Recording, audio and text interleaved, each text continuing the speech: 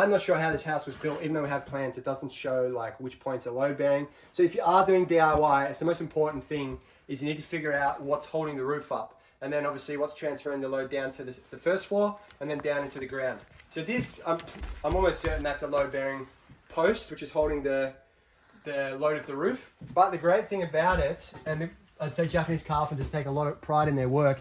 If you look at this bubble up here, it's beautifully plumb. So that's great news for us. We don't have to do anything with that post. We'll basically use that as our datum point and we can straighten the walls off that. So we're off to a great start. First wall, no mold behind the timber lining. The walls are relatively straight. The fiberglass insulation looks like in good condition. So yeah, so far so good.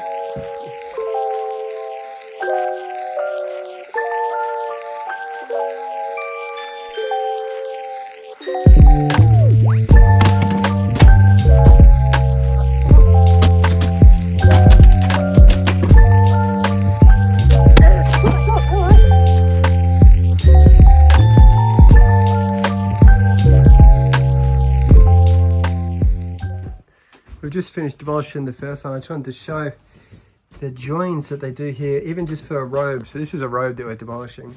They're like the lap joins, just in some simple robes. It's cool. If you're a smoker and you smoke inside, have a look at this. When I pulled the trim off, you can see the color difference. Holy moly, how many durries did this guy smoke?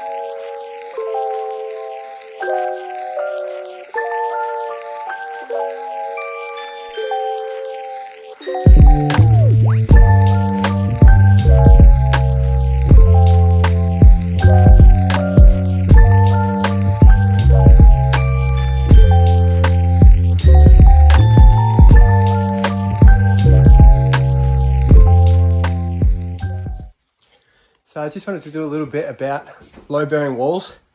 So in these Japanese houses, I've found that there's load-bearing beams in every wall. There are 105 by 105 mil posts, and they go up from the floor all the way into the roof. But the strange thing is when you've got these sliders, the same thing happened there. So you've got a track on the bottom, then you've got this piece of solid hardwood connected to a header, and then you've got this 30 by 100 mil piece of softwood, which is all fine. When you look at it, you're like, there's no way that's load bearing, but it is connected to the beam above, which is holding the roof up. But when you see it, just know that that is not load bearing. That little piece is just for stabilizing the door. So I had a heart attack when I cut that one and then realized that it went up to the beam. So if you are pulling them out, and another tip, when you're cutting it with a reciprocating saw like that, if it is load bearing, it will pinch the blade like this and then stop cutting, obviously, because there's weight on that. But if it just cuts through smoothly, you should be fine. Also, get in the roof and check there's nothing on top of that. But what I found in these Japanese houses is they just connect stuff to the roof beams. So they're not actually load bearing. They're just for alignment and strengthen the doors. Just pulled this cladding off and realized that there's some serious rot on this post. And this post is, in fact, load bearing. It goes up into the ceiling and carries the weight of a post, the ceiling load, the roof load. So yeah, that's not very good. I don't know how we're going to deal with that.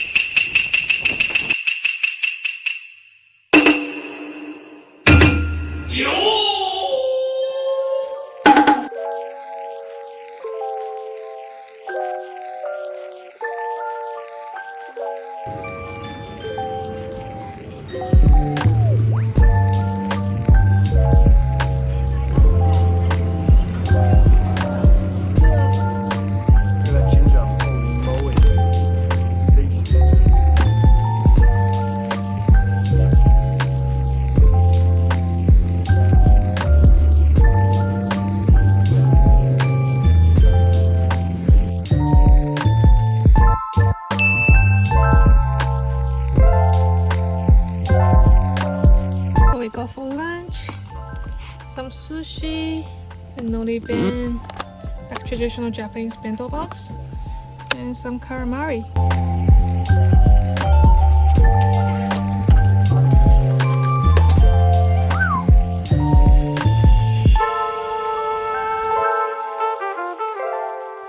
So we just wanted to run you through what we've been up to. So this is the end of, I think, day 3. So demolition's going well. Come through here. All the wall linings off now. We pulled the ceiling down. Excuse me. So what the plan is, we're going to fill in this doorway, and in that cavity there's a toilet. So we're going to knock this part out here, frame this in here, and then make that a bathroom for upstairs. And then we'll keep this as a bedroom, same as we're going to keep the footprint of all 4 of these bedrooms. When you walk in this door after we reframe it, you're going to step up here and there'll be a little bed area. We're obviously going to put some Adorn robes in here as well.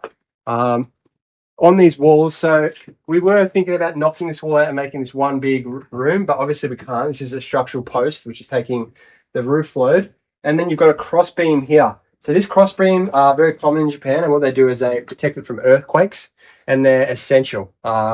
Even to get an Airbnb license, which is called a minpaku, you need stuff like this. You need earthquake-proof stuff. So we need to find out if we need to add more to be up to regulations to today's standards. So come in next door. Obviously, we've ripped all these linings out. We had the electrician here today as well.